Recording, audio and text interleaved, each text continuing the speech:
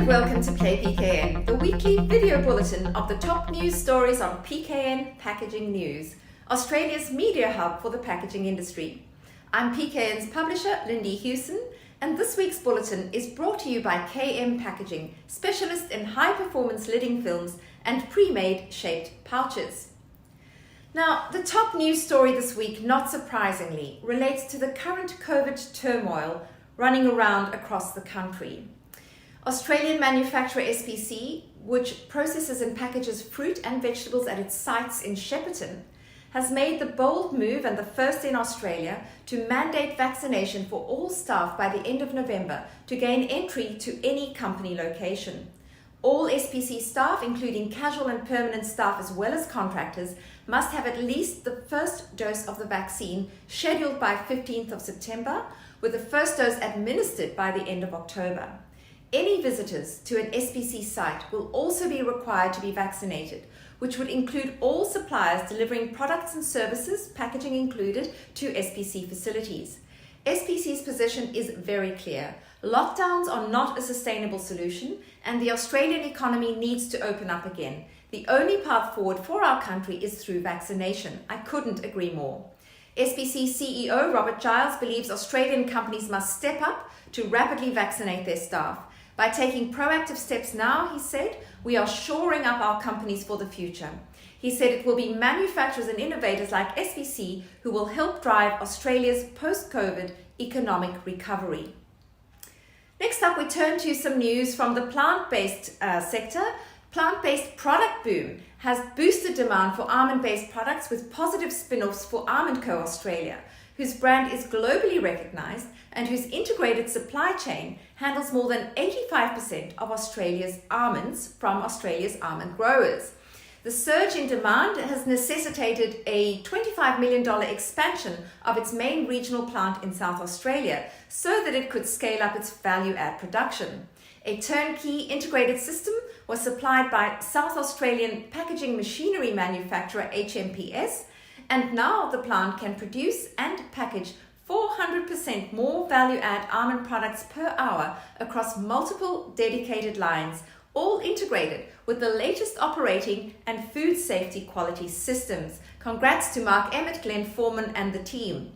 Now to some news from the bakery sector. Let me grab my props. Bread brand Tip Top's recyclable cardboard bread tags, these little guys, have now reached New South Wales and Victoria following the initial release in South Australia. The change will result in 100 million plastic bread tags being eliminated from the annual waste streams in these states, and it's forecast that the shift will eventually eliminate 400 million pieces of single-use plastic every year as the tags roll out across Australia and New Zealand. Now, here's an important point. Tip Top is encouraging and making it clear to consumers to recycle their cardboard tags in curbside recycling bins by first tucking the tag securely inside other paper or cardboard products, such as an envelope or paper bag, which will give them the best chance of being recycled into a new product rather than being sent to landfill. And not to be left out, Australian bread brand Helga's, owned by Goodman, is using clear on-pack messaging to let consumers know that its plastic packaging for loaves and rolls and wraps, that's its flexible bags, is now 100% recyclable through Red Cycle drop-off points via participating stores. Now, Red Cycle, in case you don't know, I'm sure many of you do, but maybe you don't, is a collection infrastructure via Australian supermarkets for flexible plastics that gives that plastic material a second life in the form of outdoor furniture, road surfaces, and even building materials. And to further advance its sustainable packaging drive, next month, Helga's will also introduce, well, you guessed it, 100% recyclable cardboard bread tags across its entire range. These are all small steps, but they're all important. And in another Red Cycle initiative, coffee roaster Grinders Coffee has teamed up with Jet Technologies, the packaging supplier, to create recyclable packaging to meet the Red Cycle requirements. Now, in September last year, Red Cycle expanded its requirements to accept coffee bags that are made of multiple layers of plastic. In response, Grinders and Jet have worked together to transform Grinders' former coffee packaging to become 100% recyclable.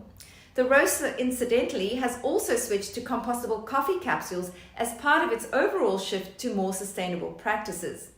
And before I go, our latest podcast is out. It features Nadia Taylor, co-founder and director of TNA Solutions, a very inspirational chat I had with her. And also, Nadia is the patron of this year's Women in Packaging Virtual Forum, which I'd like to remind you takes place on the 18th of August at 9 a.m. as part of the Australian Institute of Packaging's two-day conference. You can register for both events via the events section on the PKN website. That's packagingnews.com.au, where you'll find more on today's news and many other stories besides. Well, that's it from me, Lindy Hewson. Another week of lockdown behind me, many more ahead of me here in Sydney. Stay safe and get the jab.